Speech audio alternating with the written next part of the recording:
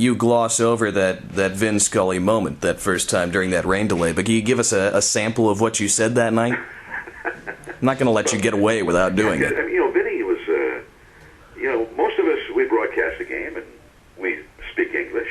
There's a curveball, blowing outside, ball 2-1. Vinny's much more elegant than that. It's unmistakable when Vinny's on the air.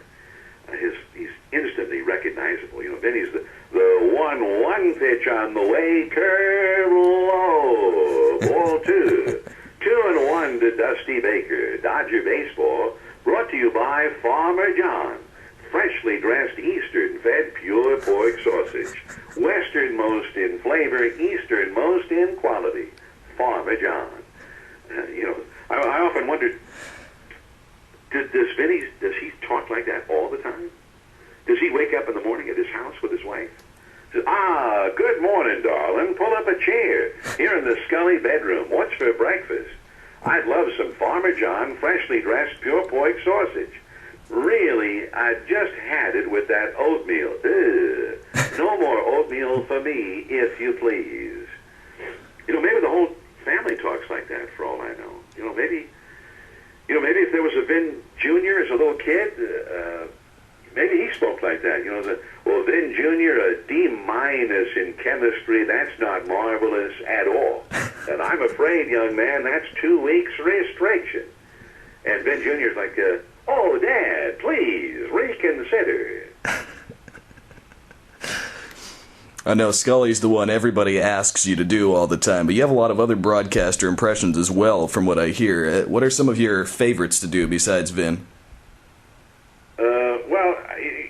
The thing is that most of them have either they've passed away or they retired, or my act is kind of is disappearing in front of my eyes. But I did always enjoy going to Yankee Stadium, and I think this goes back to my days as doing Stratomatic baseball broadcasts, where I created the whole world of the game, the PA announcers and the crowd noise and the whole bit. But what I really enjoyed was, you go to Yankee Stadium, and it's this big ballpark. It's very impressive looking, and the new ballpark has the same feel to it and has much the same look to it, and it is huge and imposing. But, you can't really say, you can't look out in the outfield and say, wow, that's where Babe Ruth used to play, or wow, that's where Mickey Mantle used to patrol the center field, because that's not the same place where those all-time greats used to do that stuff. But that was part of the experience of going to the old Yankee Stadium. But then, even as impressive as it was, Bob Sheppard would come on the public address, and then you really knew you were in some special hallowed place, because Bob was, good afternoon, ladies and gentlemen, welcome to Yankee Stadium for today's game. And you're thinking, wow, the voice of Yankee Stadium. And Bob didn't just announce a batter. He announced the number, the batter, the position, and then he announced the number again. And it's like the fans didn't fully start cheering until he finished the whole thing. It was like number 7, the center fielder, Mickey Mantle, number 7. Then the roar of the crowd came. And I remember meeting Bob, and I went into this little booth. It was almost like like a phone booth.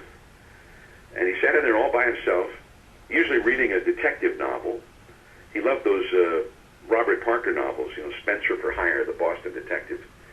So he's sitting in his booth reading a novel, and he had his scorecard there, and then he'd announce the next batter. And I go in and introduce myself, Bob John Miller, and I'm a big fan of yours. And he says, no, young man, that was incredible to me, because when I spoke to him, he actually echoed. It's not just the sound system at Yankee Stadium. Bob actually echoed in real life. And he said to me, he says, I understand that you do me. And I got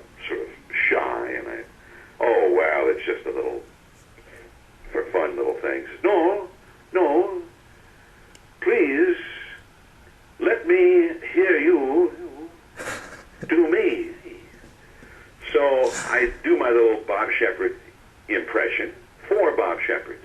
And he laughs, he laughs and slaps his thigh. He goes, ah!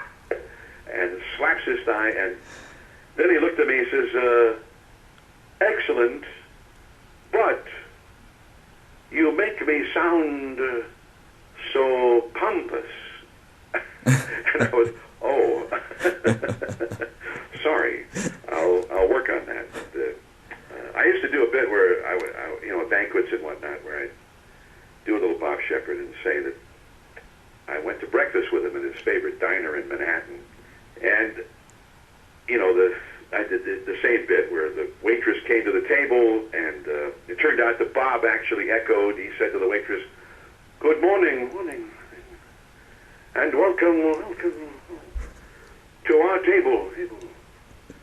Today, I'd like a number one with eggs over easy and toast. Number one." And everybody in the diner jumped up and cheered, So, I do this little Bob Sheppard bit, and I got good laughs with it, usually at the banquets. And then I see Bob early one season, and he tells me this story about how he and his wife Mary always go down to St. Thomas in the Caribbean every February, just before the start of the next season. And he said the first morning when they were down there, they were at the restaurant in the resort, and the waiter came over, and Bob said, "I think I'd like the number one with toast." And his wife Mary said to him, says, "Bob, my God, you sounded just like John Miller there." And Bob said, "And you ruined my breakfast and ruined my whole holiday.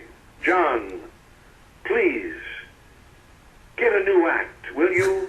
Quit riding my coattails to fame and fortune." And, then he gave the, ha, and slapped his thigh again.